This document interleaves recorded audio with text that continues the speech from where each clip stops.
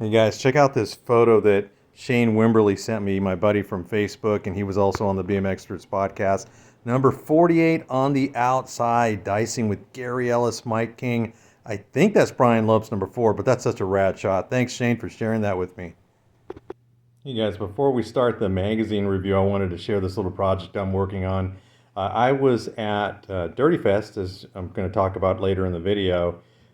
We were there. I was there for a full day, and while I was there, I had the opportunity to meet Brian Gass. He came into the booth. I was with the BM Experts podcast booth with Kevin Wilson, and we were hanging out, and different people came in and out of the booth, and Brian Gass was one of them. And Brian was selling the infamous visorizer. So I ended up buying a visorizer. Now keep in mind, guys, I do not have, or did not at the time own an open face helmet anymore. I've just been running full face helmets like everybody else. And Brian was selling them, and I go, I want one, so I bought one for myself and one for Kevin. Couldn't help myself. I had to have it. So I bought it, and then I thought to myself, well, I have this. I could just keep it as a keepsake or what have you. But I thought, no, I want to do something with it. I don't want to just put it in a drawer and forget that I own it. So when the week was over, Monday morning, I went on Amazon and I found this open faced, it's called a Raider helmet. It's a decent helmet. And then I found this Moto Peak style visor. It's a little bit shorter than the traditional one, was probably just a little bit longer, but I bought that as well. I think the helmet was like $49, and I think this was probably like $10. Wasn't much. And then I attached the visorizer to it. And then while at Dirty Fest, we ran into a guy that's involved with the Beer Budget podcast, and he talked to us for about a half hour, and he gave us a bunch of Fast House stickers. So obviously I saved those, and I started thinking in my mind, I go, oh, if I get a black helmet, I'm going to put these on there. I ordered the Skyway sticker from Amazon as well, and then with a combination of the Fast House stickers and the Skyway sticker, I thought it looked really cool. This was something that I did in the 80s. I had a Skyway sticker on my visor, similar to that, virtually identical to that, except it said Skyway Recreation, not Tough Wheels. But I got that on Amazon. I also ordered the lightning bolt stickers that are going to go right here, and then on this side as well. I'm going to kind of copy Billy Grigg style there. Those are on the way. They're just taking forever to get here. And I also ordered some black and white Skyway stickers. So I figure I'm going to kind of fill in the top just a little bit, and then a couple Skyway stickers here, and then the lightning bolts, and then that's done. So that's really cool, guys. I'm super happy the way that came out. This was, again, not the visor I was necessarily looking for. I wanted just the old school Moto Peak ones, but this one will do the trick, and I really like the way it's coming out. So awesome. Now, whether or not I use this or not, I don't know. But I'll tell you one thing, though. I tried it on, and I was looking in the mirror, moving my head left to right. I even bought some goggles to go with it. But the thing is this is so light, guys. Now I remember why we all ran open face helmets to begin with. The helmets these days, they're amazing. They're awesome. I have a full face helmet, but I got a couple of them. But this one is just so cool. I love it. Anyway, guys, let's get into the magazine. Thanks a lot for watching. All right, guys, welcome back. Welcome back. It's finally magazine night. It's been a while since we've done a magazine. This particular magazine is BMX Action, November 1986. Now, here's the thing that sucks, and I'm really sorry about this. As I had to look up the cover. There's an elf rider doing a one-hander, one-footer, so rad. And I probably covered it already before I did this portion of the magazine, but I have no idea who the rider is, and I just don't know who it is, guys. I'm really sorry. I'm hoping that one of you guys are going to know right away and just put it in the comments, and then I'll update that later. So I'm really sorry about that. Anyway, let's get into the magazine. It's getting kind of late, but I really wanted to do a magazine. We had a great time at Dirty Fest. We did a video about 9 or 10 days ago. That video, guys, crushed it. 4,400 views. So happy. Over 120 likes on the video. I was hoping it was going to do really well. So I let that video kind of marinate and just run its course before I decided to do another video. And that's why it took me so long, because I just didn't want to interrupt the algorithm of that particular video. And it's pretty much starting to slow down now. I noticed it's only getting a couple views now a day, so it's coming down to the end. So I figured Let's get started. Okay, so the inside cover is missing, and that's why I can't figure out who's on the cover, which is a serious drag because I really want to know who's on the cover of this. But we're going to do the best we can. Okay, first page is Tioga ad. It's got the one-piece cranks on it. Looks like to be like a power disc in a sense. This looks interchangeable on this side, but on this side, oh, this is a whole different thing. This is the new compact disc chain wheel, and this is the Max Flow Spider. Okay, I get it. So you have different options for the Tioga gearing. So that's pretty cool. It's pretty typical. It's funny when you look at these magazines and you see, you know, full page ads featuring one-piece cranks, because one-piece cranks were very, very affordable and they weren't high-end at all. But the average kid would probably run one-piece cranks simply because three-piece cranks were super expensive. And I've experienced both. I did a long, long run on one-piece cranks, and you know, once I proved to my mother that I was going to really be focused on racing, she slowly upgraded and upgraded and upgraded and upgraded things for me until I was able to afford my own stuff, you know. But anyway, let's keep moving. Enough about the one-piece cranks. All right, we got an Odyssey ad on the front page. A very cool ad. I had these calipers before. I mentioned that before. Never had the brake lever or the seat post clamp. I like the holes in there to simulate kind of like a lightweight product, which maybe it made a difference. If it did, it couldn't have been more than an ounce.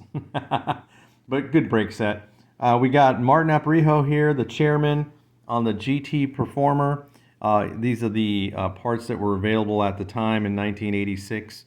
GT Performer wheels, which look like a lot like a Peregrine with the way it's kind of kinked like that. The GT mallet stem, and then of course your GT headset. Again, you're seeing a lot of pastel still with the pinks and in the bright colors and so forth and so on. So really, really good time for freestyle. This is around the time that Rad came out, so these guys were really blowing up. All right, let's keep going.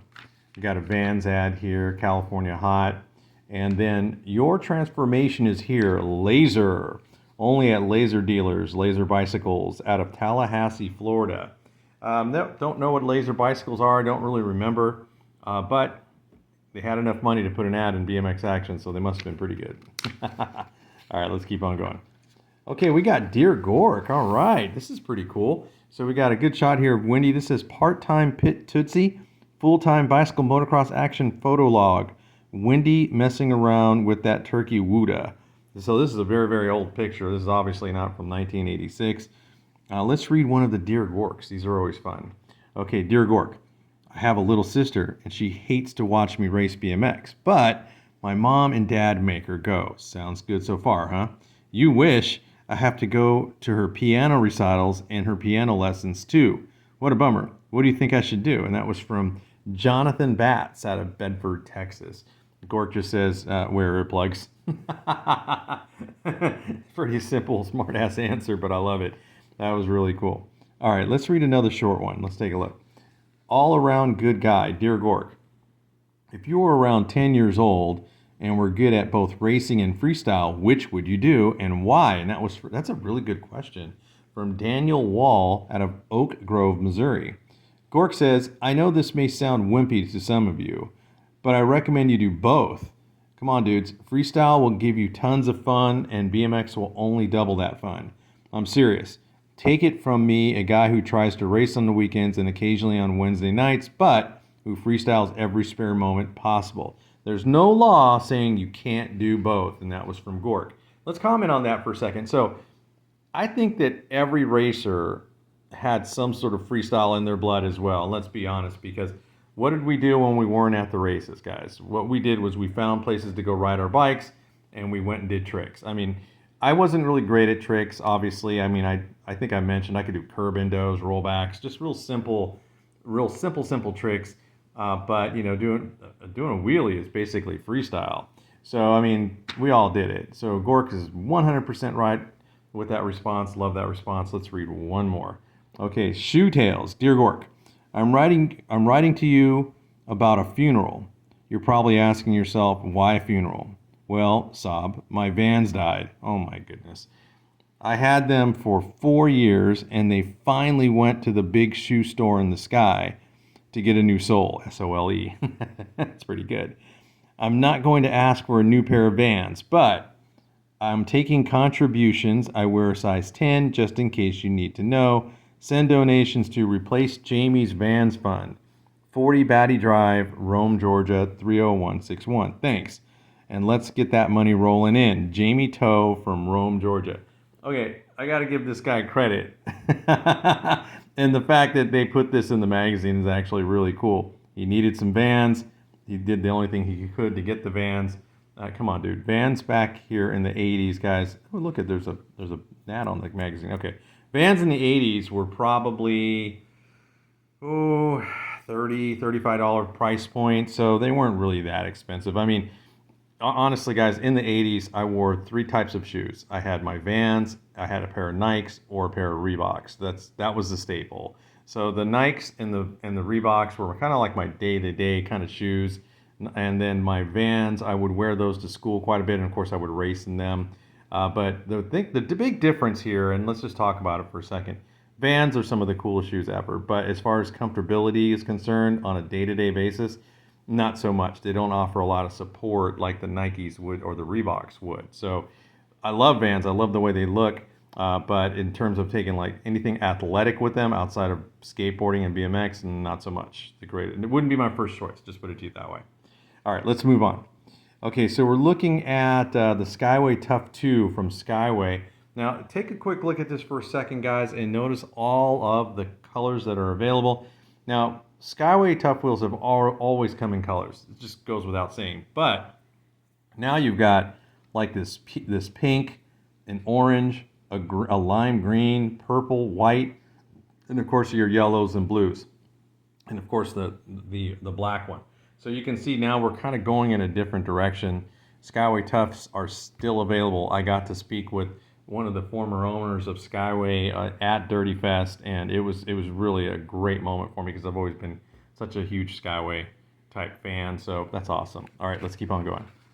All right, here we go. We got more Dear Gork. We'll just skip over this one for right now since we already read a couple of them. And then we got Seppi Mays doing an amazing ad for CW. This is kind of a street vibe that you see going on right here with this one. And I love the look of the Street Riders.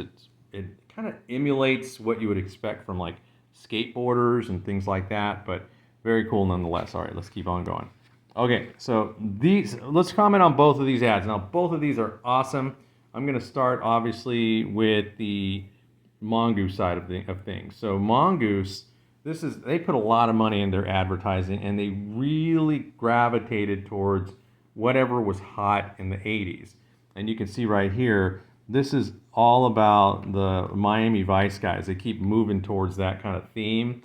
Love this Travis Chipras, Sam Ariano, and Eric group. Love the outfits. Notice how they got the shoulder pads. And oops, we had a little glitch, guys. We ran out of memory on the phone, so I had to delete all the videos from Dirty Fest. So anyway, getting back to it. They got the shoulder pads in the sport coats. You got the sleeves rolled up. And I love these little pastel checkered looking sort of slacks. And check it out with the no shoes and the penny loafers. And okay, so enough about the clothes. Let's take a look at the Mongoose California. Now this bike is super clean. Check a look at that.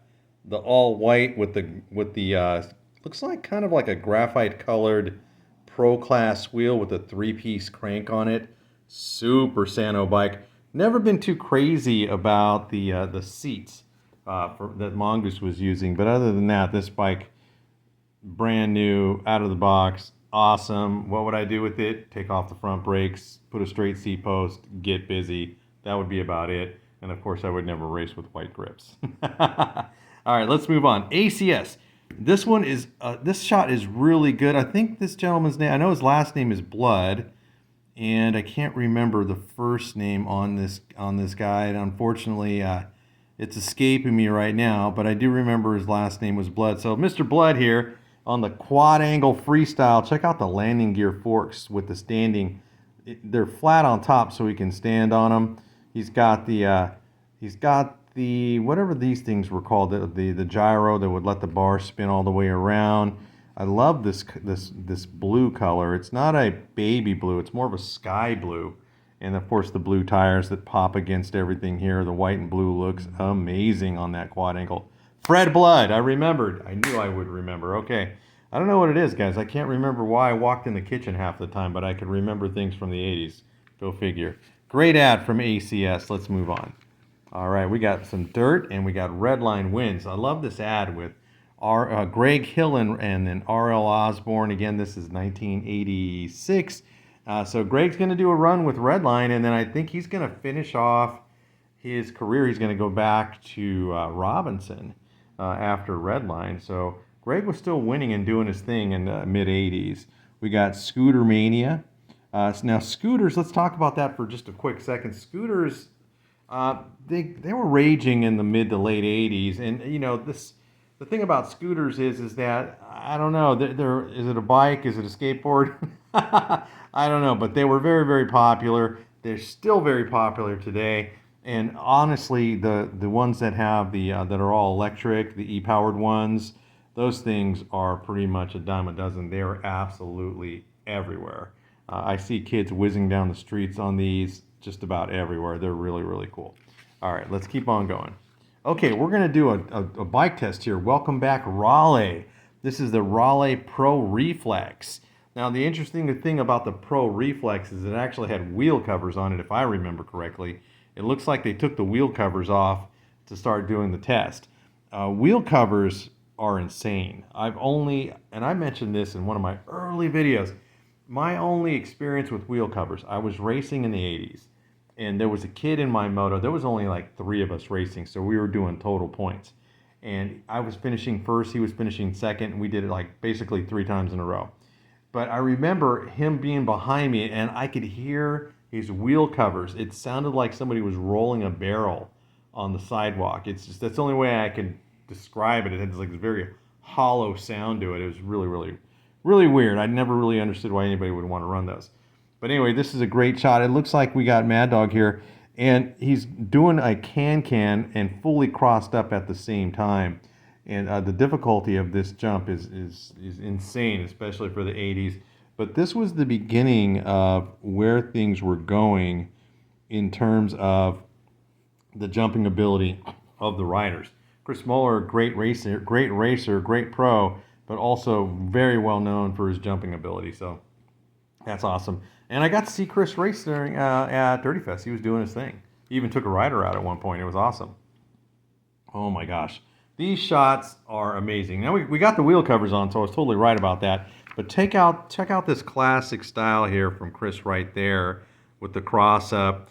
That is super, super clean, and that was one of the things that I loved doing. If I can clear a set of doubles cleanly, this was basically the position I would be in. I love doing cross-ups because it was easy to do and it looked super, super stylish. But look at this flatty, one-footed tabletop. That is awesome, man. I love it. I love how they put the BMX Action oversized sticker on the wheel cover itself. Great shots. These are great shots for Chris. Oh, here we go. Now, the berm shots are a staple for BMX Action. You're going to see them throughout the years BMX Action was available. I'm talking from the 70s all the way until it became a wrap in the 90s. And you're going to see a lot of berm shots like this. Now, remember, this is a very low-end bike, but Chris is making work. And then look at his foot's dragging in here. You can see all this dirt kicking up right here. Huge berm shot behind him. These make for great shots. And I remember being a kid, man, being a teenager, taking like our little 110 cameras and going out to the places we used to jump and try to emulate some of the stuff like this and taking photos of each other's jumping and riding. It was a lot of fun, man. It was a lot of fun. I really wish that, well, it's a double-edged sword because I kind of wish that we had the technology that's available today, like such as, you know, like the smartphones and the cameras and the videos that you can take on it. But at the same time, I wouldn't change my childhood to have the technology. I'd much rather have had it the way it was, you know, very pure, and, you know, I don't have to go into that. You know, you guys have probably heard a million stories of how it was in the 80s, but it was just an awesome time. All right, this is a great shot nonetheless. Let's keep moving. And here's your overall shot of the bike. So this again is the Raleigh burner. Is that what it was? I can't remember. $215 to $235. It came in frost gray only. Total bike weight is 26 pounds, 12 ounces. The frame is only 4 pounds. The fork weight is 2 pounds. So you're going to pick up about 6.5 pounds just for the frame and fork. I think what would have weighed the bike down is most definitely is going to be the wheel covers. Definitely would have weighed the bike down. 26 pounds for a race bike, pretty heavy. So if this was my bike, I definitely would lose the wheel covers immediately. Those would just go. But the bike itself is pretty well put together if you look at it. It's got a decent set of one-piece cranks on it. And you've got a laid-back seat post there with a cool little seat. You've got CW-style handlebars on there. It looks like it has plastic pedals, which I'm not a big fan of plastic pedals, so I probably would have ditched those. But other than that, pretty good bike, especially for the price point at $215. Really can't beat that. We got the Tioga Precision 48s. Oh, wow, you got 48 spoked wheel. This was for freestylers, and you can still get 48 spoke wheels. I think they look really cool, not meant for racing though. Rockville BMX, and then we have Pro Reflex. Here's the ad for the bike that they just tested. It was the Pro Reflex, excuse me, sorry guys. And I love the way they make it look like he's going up with the Jets, Top Gun themed, you know. Top Gun came out, I think, in '86, so that's about right. Everybody wanted to be a fighter pilot all of a sudden. Dang, another ad for the Pro Reflex, so this one's all over the place. And this is a great shot here. These must be the riders for Raleigh at the time. So we got Fred Johnson, he was a B Pro. Travis Younger was a 10X. George Art, it looks like Antle is the team manager, and Chris Kennedy not shown. So those are your riders for the factory Raleigh team. You know, Raleigh's more of a UK thing, more or less than the US. I did mention before though, I did have one of my first early bikes was a Raleigh Rampar, and it wasn't a BMX bike. It was more like a Schwinn Stingray, you know, with the banana seat. And my dad got me that bike, the Raleigh, at Goodwill. Believe it or not, he only paid $15 for it. I don't know how I remember that. It was really in the early '80s, probably 1980, '81. And the reason he bought me the bike, I'll never forget, is because I had a decent bike that I would ride at my house, but during the week, during the day, I spent a lot of time at my grandmother's. I wanted to take my bike, and my dad's like, no, don't take your bike. It's going to get ruined over there. So he bought me a used bike from the Goodwill that I could take over there and kind of trash on. Turned out that bike rode so well, I just kept it at home. It was at my grandmother's for a little while, but I ended up bringing it back to the house and riding it around because it was so light and easy to pedal and ride that I ended up keeping it, because the other bike that I had was like a full suspension BMX bike. It was heavy, and the Raleigh was very light and simple to ride. Believe it or not, guys, though, I know I'm getting off topic, my dad still has that bike. It's underneath his workshop and on his ranch. I saw it hanging there like a couple months ago, and I go, oh my God, that's my bike. It's still hanging there. I couldn't believe it when I saw it. All right, let's keep going. Okay, check it out. This one is just titled Hair. So these are all the hairstyles from the 80s. I love that we ran into this, guys. Love it. Let's take a look. So we got this gentleman right here on the top left-hand corner for MRC, and this is Greg Grubbs. Check out Greg. He's got the long rocker hairstyle there. And then the 09 rider here with the one-eyed blonde, that was, let's see, Wendy. That was Wendy. When Wendy shot this picture in Tennessee, she forgot to get her name. Oh, well. Oh, okay, Wendy took the shot, but that's such a cool picture. Whoa, guys, sorry. Dropped the camera, I bumped into it. Sorry about that. Such a rookie mistake. But wow, look at that. She didn't get her name, but that's such a cool 80s look right there. Look at this one right here. It's kind of a mullet that he's got going on right there. And then we've got the Danny Milwee. He just had the short-looking hairstyle with those sunglasses, John Lennon sunglasses. And then you got, look at this dude with the rocker hair. All that hairspray. I love these. Lawman Cunningham was here on the top corner. And even Eddie King had a little Terminator thing going right here. And this is Vince Ashbury hair. What hair? That's basically where I'm at right now, man. My hair went south for the winter, guys. All right, let's keep going. Ooh, great shot. This is the Hot Shots. And I believe that's, yeah, it is. That's Brian Lopes. At the time, he was on Factory S&E. But take a look at the clean PK Ripper he's on right there, guys. Wow, look at that. Looks like he's got 1 3/8 wheels on there. So look at the tuck on that. Oh man, that's such a great, great shot. I can't wait to do my intro and make sure I get that in the intro. All right, let's keep on going. First class BMX there on the left. Frankfurt BMX. We got Peregrine ad here with RL Osborne, Ukiah wheels. Of course, the Susie hubs. I don't know if I'm saying that wrong, guys. I might have been saying it wrong for decades now, but who cares? All right, let's keep on going. Oh, check out the full page, 2-page Hutch ad. You got Hollywood Mike Miranda here and the full factory Hutch team right here. You've got the Hutch trick team here, and then here's all the bikes that were available. And Hutch was snapped the stars worth voting for. Vote Hutch in 1986. You got the Hutch Pro Star, which was the top of the line race bike. Probably doesn't get any better than this, guys, for a stock race bike. Got the Hutch Trick Star, Hutch Pro Raider, and finally the Hutch Windstyler. All great, great, great bikes. Let's keep going. Oh, I love this Diamondback ad. We've seen this one before, by the way, and this is above it all for the Diamondback. Mike Dominguez just getting busy in this one. This is really a great, great full-page ad for Mike. I'm not a freestyle guy, but I love some of these guys. Mike Dominguez, one of them. Eddie Fiola, all those guys. Ron Wilkerson. Dennis McCoy. I know them because I used to read about them. I thought they were all super rad. All right, we got the Sidewinder here.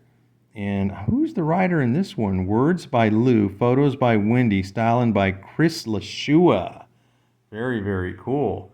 You got the sequence shot here. He's doing a Sidewinder in this one. Very, very cool. Love it.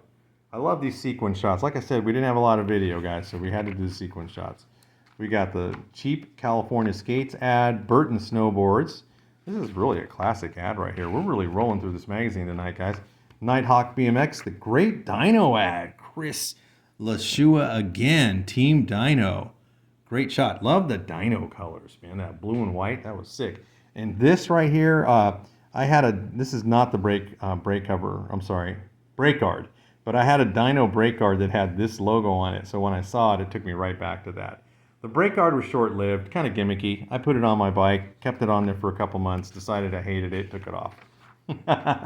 All right, BMX Action Nora Cup for 1987. So these are the bikes that they nominated for the #1 bike of the year. So you got the Redline 500C, CW 2000, Z2000, Haro RS2. There's a Mongoose. Oh wait, what are these? Hold on a second, guys. How would you like one of these beauties sitting in your bedroom? Oh, these are the prizes. Hold on a second.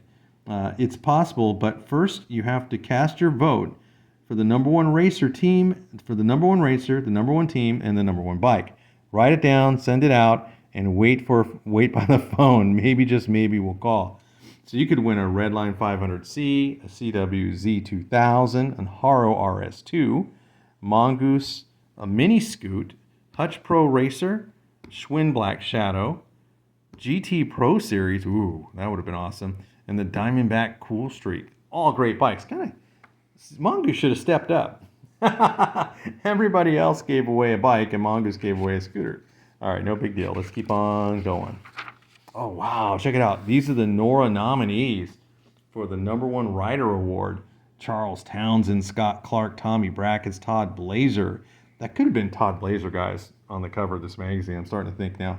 Billy Griggs is in there, Doug Davis, Ronnie Anderson, Rich Zagars, Mike Miranda, Sean Texas, Richie Anderson, Todd Slavic, and Turnell Henry on this page. We got Richard Fleming, Harry Larry, Kevin Hull. I got to meet Kevin Hull at Dirty Fest. It was awesome.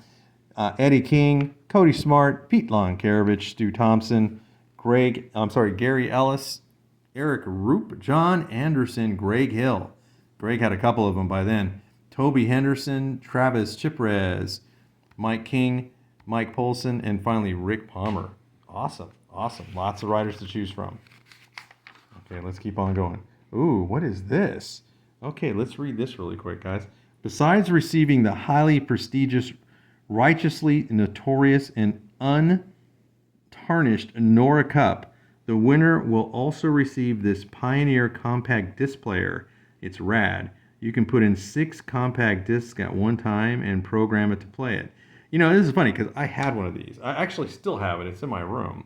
And so we laugh at this now, but man, CW compact CD players were the stuff in the 80s. Super high-tech technology at the time because honestly, we went from records, 8-tracks, regular cassettes, and finally to CDs. Now everything's streaming, so you don't really need to buy your music like that anymore, but still awesome. Still awesome. Let's keep going. Action BMX Cycle Company. Boy, they ran a really, really big ad here. Let's check my theory on the shoes really quick. We were talking about the price point for Vans, and that the kid asked for some donations to buy the Vans, and it just says pants and jerseys. It doesn't say. I can see that the shoes are sitting right here, but maybe it's not in gloves, helmets and accessories. I don't know. I can't find it. I don't want to spend all night trying to find it. Plus, I can't see that small print very well. Guys, I'm just getting old. It is what it is. Let's keep on going. All right. Oh, great shot of Eric Carter, Factory Hutch. Check him out. That is a great, great shot. Great shot. Got to see Eric race at Dirty Fest. He was doing his thing. I've seen him leading pretty much every race he was in. That's a great, great shot of Eric right there. Yeah, I think I heard him say during one of the episodes of Dirty Knobs podcast, he didn't hang on to a lot of his stuff. I think he's got like a one green hutch left after all the stuff that these factory guys would get. They just didn't typically hang on to anything, and I understand because at the time you probably thought, well, it doesn't really have any value, man, imagine if they held on to that stuff. All right, War of the Stars, lightning strikes twice in South Park. Photos by Wendy, opinions by Gork. This is a great, great shot right here. Who's in this? Let's see. 2 ultra fast, way quick, totally stylish, factory sponsored, 15 experts who are always winning races but are never seen in magazines because their comp has more flash and flair and bigger reputations. That will soon change with Hutch's Chris Backens and CW's Robert McPherson. Awesome, awesome. Great, great shot. Ooh, wow, that's a great shot too. Take a look at Mike King here in Factory Haro. And then we have a Titan rider up here on the corner. That's a great shot. And then $850 for the bike. Oh, for the frame and fork. That was at Titan. I think this was made of, I have no idea what they made these out of, titanium. The world of mighty midgets has gone Titan crazy. That's all you'll see in the little guy classes, but does the frame and fork really sell for $650? Eek, gasp. Yeah, it's $650. I thought it was $850. That's crazy. $650 for a frame and fork in 1986 is insane when complete bikes don't even cost that much. Here's a great shot here, Jameson Hendler. This is really, really, really great, great shots. Love it. Let's keep on going. Oh, Chicken George Sievers, Factory CW right there. And then we've got a GT rider here. Brad Bidwell, Factory Murray over here. And I'm not sure who this gentleman is. What's the matter, Lenny? After a bolt of lightning might have hit part of the PA system, sent the electrical shock through the wires, go up out of the microphone and give you a weirdo hairdo. Oh, he got shocked by the microphone. That's kind of crazy. Wow. All right. Whoa, gosh, we're getting down to the end of this. I'm going super fast, but that's okay. You guys get the gist of it. Let's keep on keeping on here. Aha, got it. Oh, wow, this is a great shot of the starting gate here. This is awesome. Anatomy of the start gate. Does it pay off to be in the first one up? I'm sorry. Does it pay off to be the first one up on the gate? Should you stand up on your pedals way early? How long can you stall putting your helmet on? And how high should you wheelie out of the gate? All pretty good points, man. For me, I used to just go up on the gate and get ready. And I had mentioned to Kevin from the BMX First podcast that I used to like to lock myself in. So in other words, I would roll up to the gate as the gate was coming up. I'd let my tire lock into it. That was kind of my style. So I definitely wouldn't stall. I would definitely get up there and get ready to race. All right, let's keep on going. Oh, wow, look at these race shots. Love it. We got Kareem Richardson on the Blue Max team here. Sean Callahan, Factory 09. And then Shelby James, young Shelby James factory profile over here. Really great race shots. MCS rider over here, that would have been, let's see. It does not say the rider's name. Oh no. That's a great shot though of this MCS rider. It looks like he's co-factory. Great, great, great shot. Love it, man. Let's keep going. Here's the NBL results for the day. Let's just see who won the pro class. So we always check that out. So A Pro was won by Ron Anderson, Todd Slavic, Pete Lonkarovich, Sean Texas, Gary Ellis, Eddie King, Greg Hill, and then Todd Blazer. B Pro was won by Tim. I can't pronounce this one. It looks like Kenyakis. And then it was Rob Beams and James Williams. Pro Award, Sean Texas won that one. Pete Lonkarovich and Gary Ellis. Pro Cruiser was won by Sean Texas. Greg Hill picked up second. Robbie Roop with third. And then Pro Girls. Pro Girls was Gabby Behai, Kathy, looks like, I'm gonna try, guys, Shachi, and then Jenny Zuner. Very cool. Very cool. There's a great shot here. Looks like that's Pete Lonkarovich busting it out on his factory Haro. Love it. And guys, we're coming to the end. I think we did it. I think we did it. We did. That's it, guys. That is BMX Action, November 1986. I rolled through that one pretty quick. Great magazine, guys. Great magazine. This one I had to really dig for because I was like, I know I got another one in here, but I have a connection of a rider from Spreckles Park BMX, Willie Mendieta. I went to high school with the guy. I understand he's got a ton of magazines and videos. I'm going to be hitting him up pretty soon. Going to replenish my inventory here, and we're going to keep doing this, guys. All right, guys, thank you for watching. As always, please like and subscribe. I will see you guys next week. We'll be doing a race review again. We're right back on the normal schedule until Frogtown, so I'll see you guys in the next one.